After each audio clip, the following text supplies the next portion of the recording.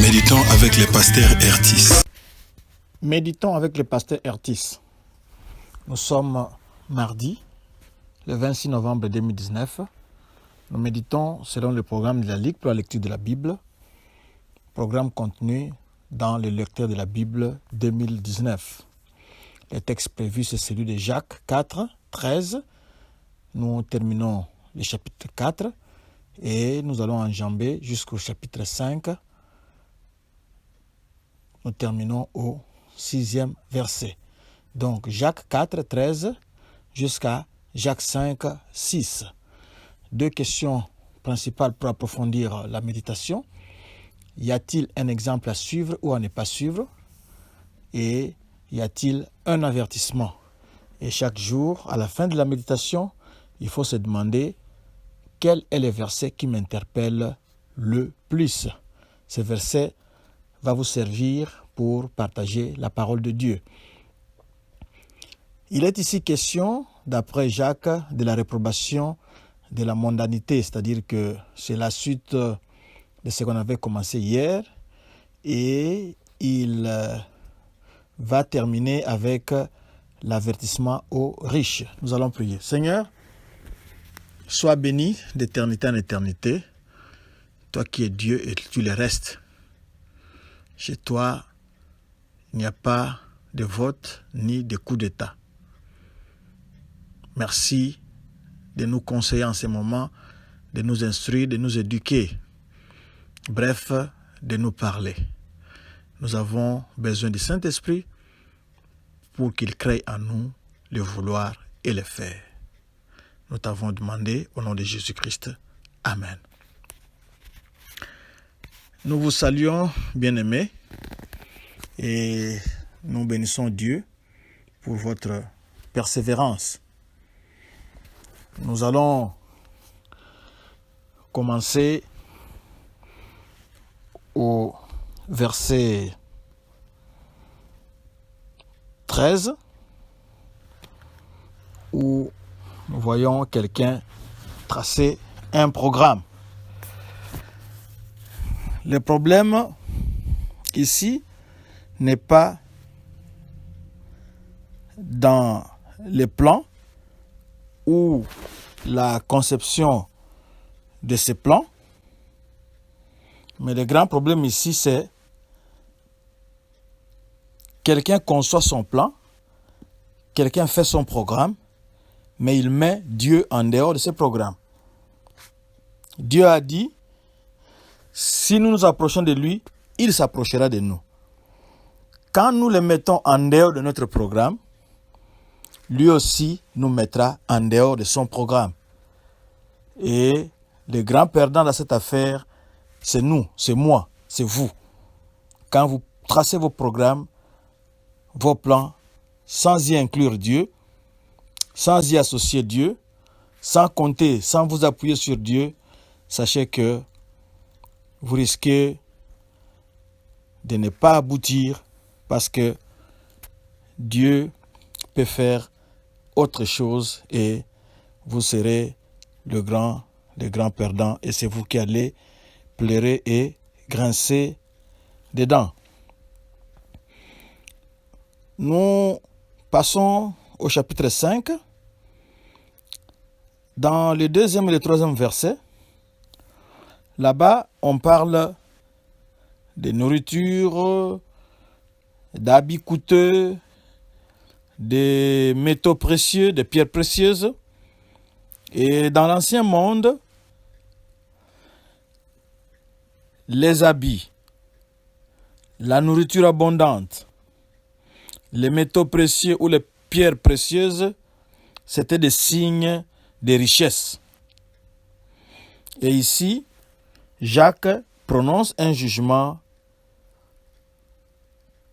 sur la destruction de ces trois choses. Parce que il y a des gens qui ont beaucoup d'habits, qui ont beaucoup d'argent, qui ont la nourriture, mais qui sont égoïstes. Ils ne partagent pas avec les pauvres. Ils accumulent la nourriture, ils la jettent dans les poubelles. Il y a des habits dans la garde-robe qui ne sont pas portés. Et peut-être que les termites peuvent ronger ces habits. Ils ont de l'argent. Ils pouvaient sauver la vie d'un pauvre qui était dans les besoins, mais ils ne l'ont pas fait. Alors Jacques prononce un jugement très, très, très sévère ici. Nous allons passer maintenant au verset, à partir du verset 4 jusque... Bon, on peut simplement s'arrêter là-bas. On peut combiner avec 4, 5 et 6.